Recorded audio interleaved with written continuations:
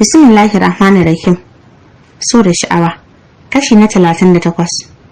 Hamma na ina son ka. Shi ma hannu ya daga mai yace, Usman ina son ka.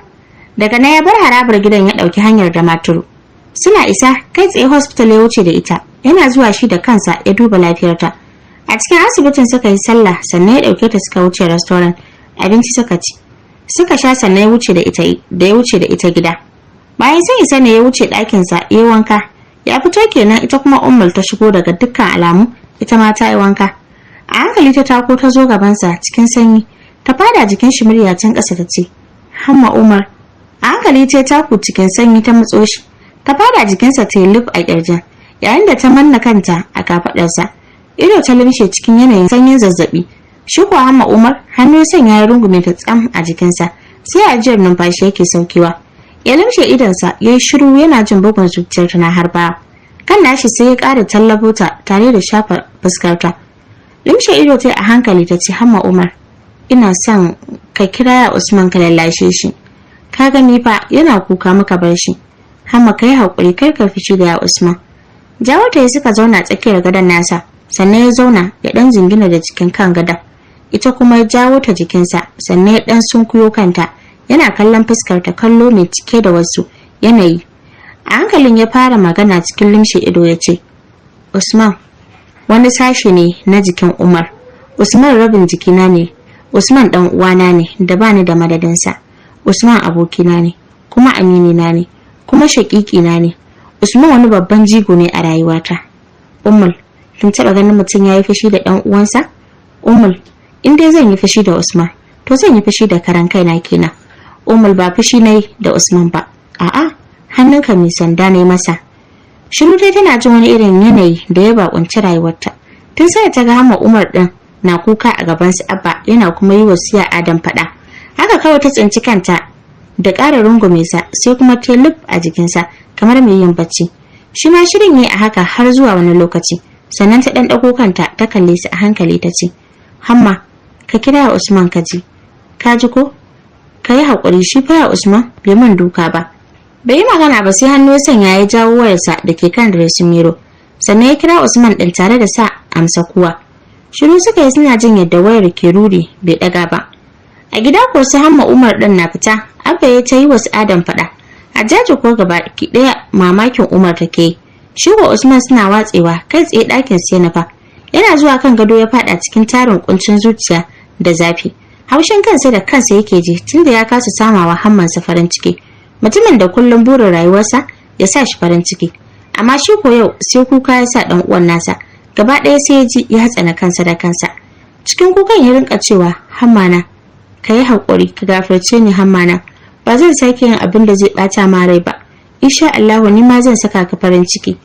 Yana cikin hakan ne ya ji wayarsa na tsuwa. Hannu ya sanya ya amsa kiran tare da manna wayar a kunnensa. Shi ko Hamma yana jin ya daga cikin sauke numfashi.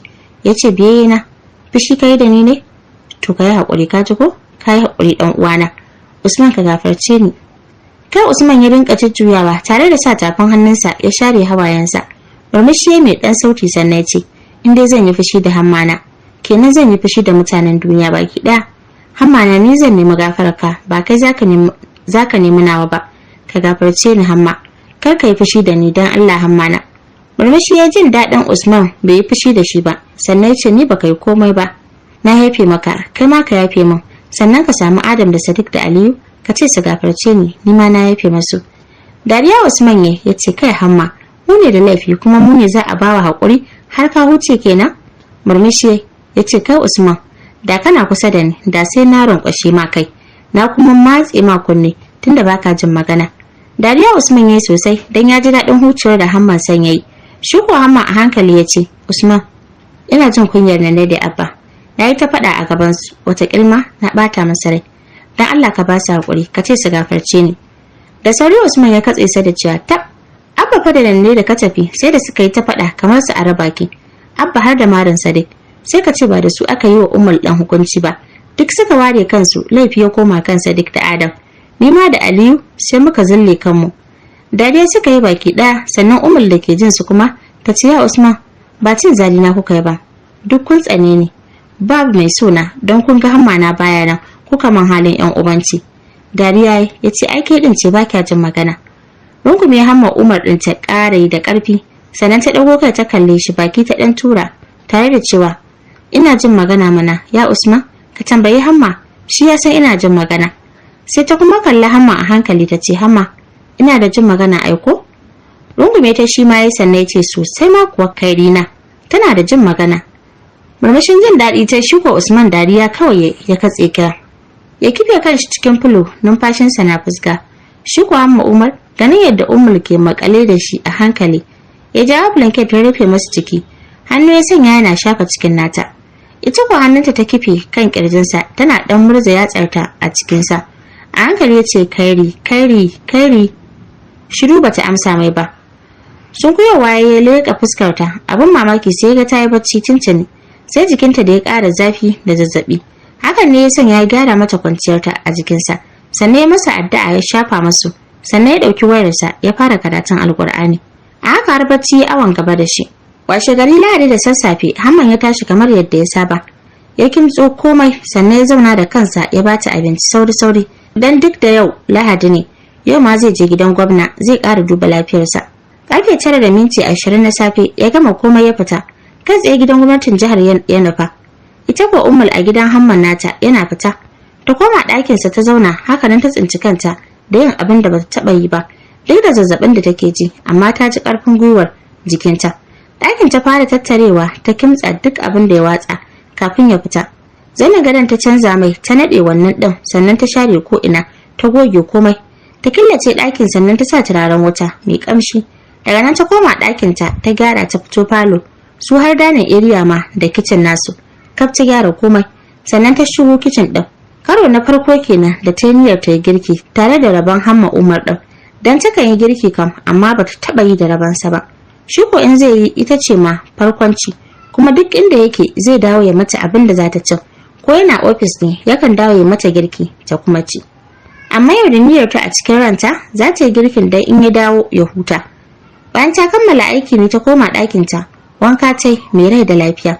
Sannan tana fitowa karo na farko a da ta zauna ta yi kwalliya na gani na faɗa.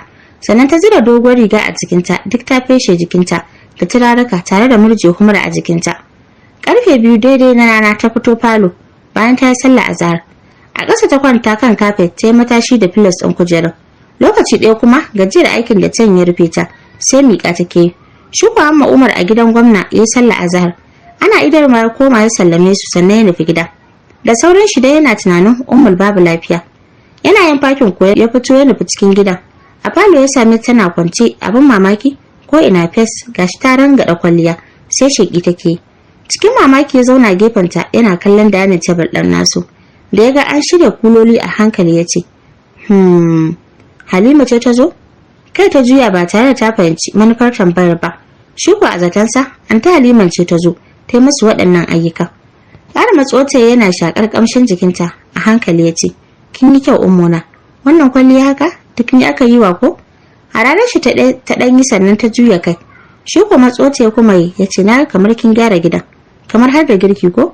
Tura shi sai sannan ta ce, Kama ce ma kenan? Kuma dama a ina wanka, ni dai ba ƙazama ba ce. Girkin ma a ina yi, dama ba na yin mai yawa ne. Yau kuma na ga baka dawo da wuri ba ne, kuma na ga kamar ka gaji, shi yasa na yi girkin da rabanka. Wani irin murmushin jin daɗi wanda har a fuskarsa za a ga tsantsar farin cikinsa. Ajiyar zuciya ya rinka saukewa, tamkar wanda aka cirewa abu mai nauyi. Ita kuwa miƙewa ta koma gefensa a hankali ta ce, Ni fa yunwa nake ji. Miƙewa ya da sauri, hannunta ya ja suka je suka zauna. Kamar wasa, Ummul ta haɗa mai komai sannan ta sa wa kanta. Ta fara ci ba tare da ta kalle sa ba. Shi kam gaba ɗaya ya cika da mamaki. A haka suka ci abincin. Sannan ya wuce bedroom nashi, a nan ma ya sha mamaki. Wanka yi sannan ya zira jallabiya. Falo ya fito ganin bata meme ya leƙa ɗakinta, sai ga tana sallar la'asar. Haka shi ma ya wuce masallacin. Ko da ya dawo bata falo kamar zai leƙa. Ɗakin nata kuma sai ya fasa ya zauna don ya yi zaton ko ta yi barci ne. Ita ko tana jin motsin shigowarsa, ta miƙe a hankali ta fito. Yana ganin ta kuwa ya zuba mata ido don wani irin kyau ta yi, wanda bai taɓa ganin ta yi irin wannan kyawun ba. Kanshi ta nufa a hankali har ta zo gabansa. Shi ko sai da ido yake yana kallon ta. Kau da kai tai sannan ta zame a hankali ta zauna a jikinsa. Gaba ɗaya yau Ummul ta cika shi da mamaki. Nan ko duk abubuwan da take ba ta taɓa yin su ba. Ita ko lafiya ta yi a jikin nasa, tana riƙe da hannunsa. Duk motsin da zai yi ta ƙara shigewa jikinsa, ta kanainaye shi. Gana hakan shi ma ya ware hannayensa ya rungume ta, sannan ya tallabo kanta, ya manna bakinsa kan nata. Ido ya limshe ya tsira mata su, jin yau babu musu. Ummul ta buɗe mai bakinta. Idan shi kan nata idanun ya lalubo harshenta yana mata wani irin salo mai tafiya da hankali. Ita ko sai limshe nata idanun ta tana ƙara narkewa a cikinsa.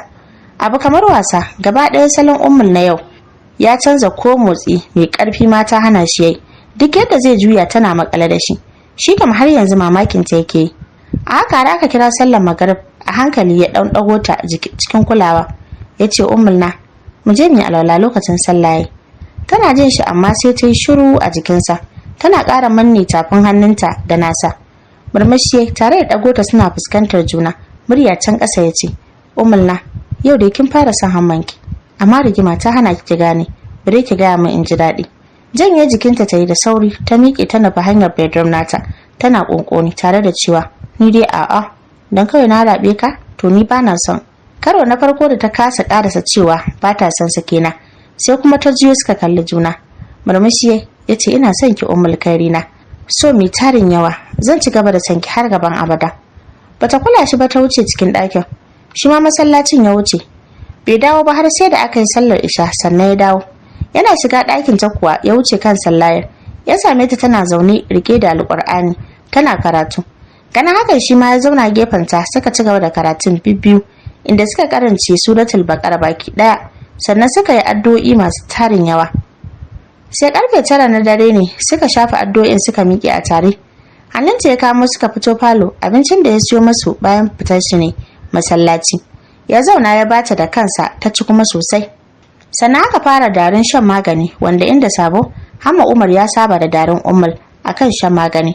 Kullum sai ta yi ta mai gardama da rigima. Haka dai da ƙyar ya samu ta sha, sannan ya je da kansa ya haɗa mata ruwa wanka. Sai da ya ga ta shiga ne, sannan shi ma ya wuce ɗakinsa. Wankan ya yi sannan ya fito ya shirin baccinsa. Tirikwata ne kawai ya sanya, sannan ya fefesa turare. Kicin ya je ya haɗa mata ti, don shi bai ci abincin ba. Ɗakin nashi ya dawo ya zauna yana shan ti ɗin. Suna waya da aminsa. Bayan sun gama wayar ne ya koma bakin gadonsa ya zauna.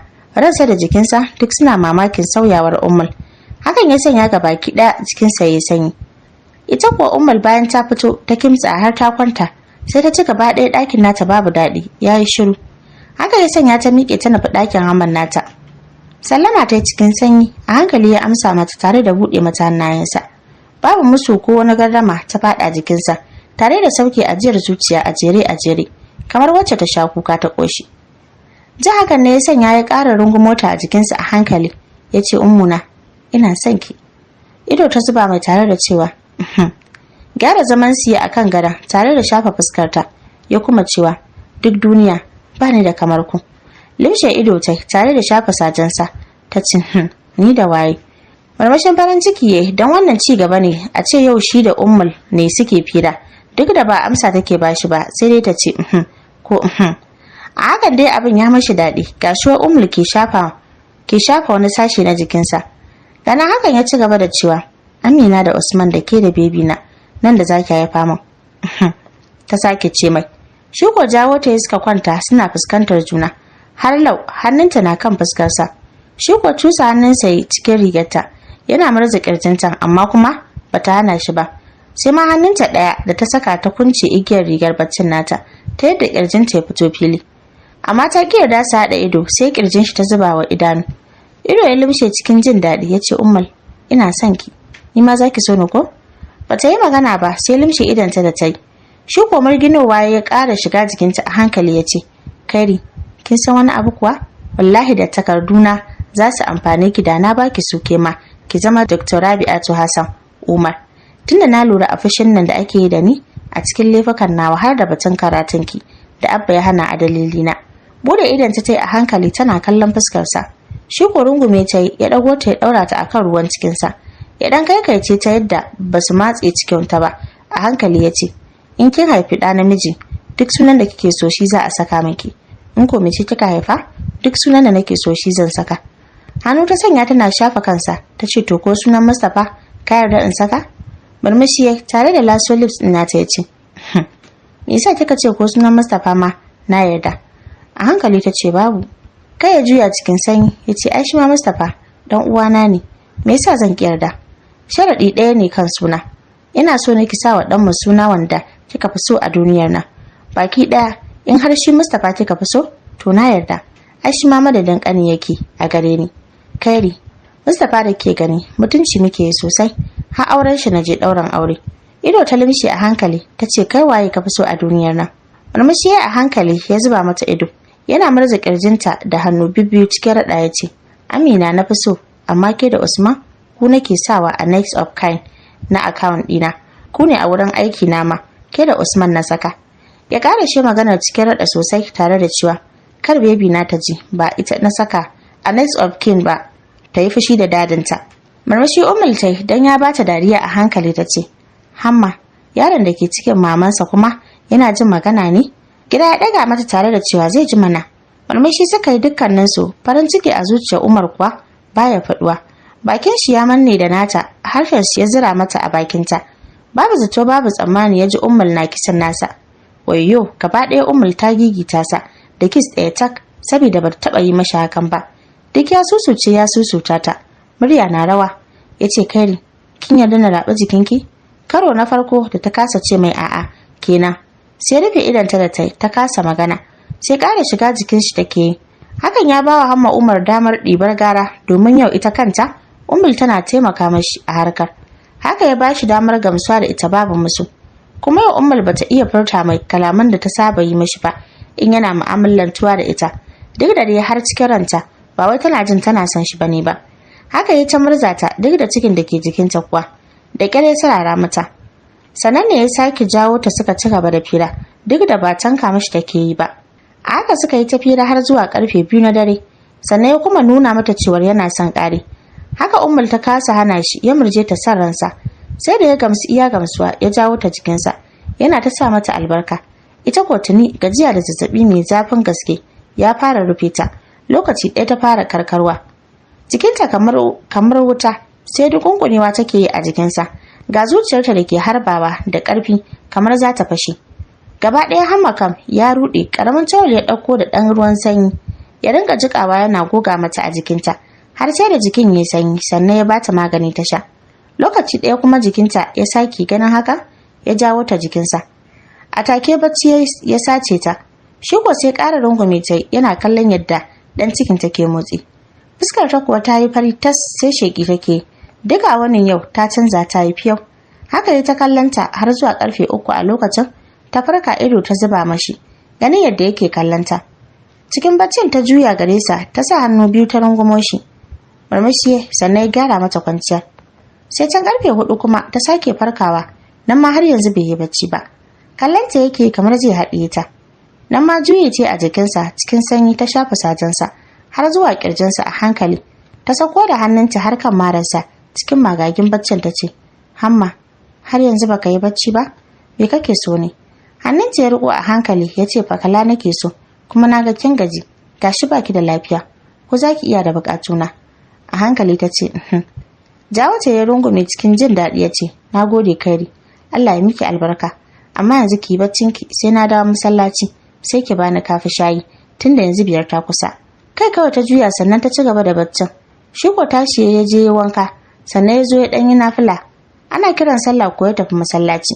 Bayan haɗa mata ruwan wanka ne ya kuma tashe ta. Ita ma wankan ta sannan ta zo ta yi sallah. Ta ɗan taɓa karatu zuwa karfe 7 ta koma ta kwanta. Shi ko 7:30 ya shigo gida. Yana shiga leƙa ta ganin tana bacci ne ya wuce kicin. Kasancewar yau Monday sauri ya haɗa musu breakfast. Sannan ya shirya musu komai kan dining table. Wanka ya je a gaggauce yana fitowa. Ugunsa ɗaure da tawul ya nufi ɗakin Ummul ɗin. Da nufin ya tashe ta ta zo ta ci abinci ya kuma ba ta magani. Yana shiga wuce bakin gadon a hankali ya yaye blanket ɗin da ta rufe jikinta.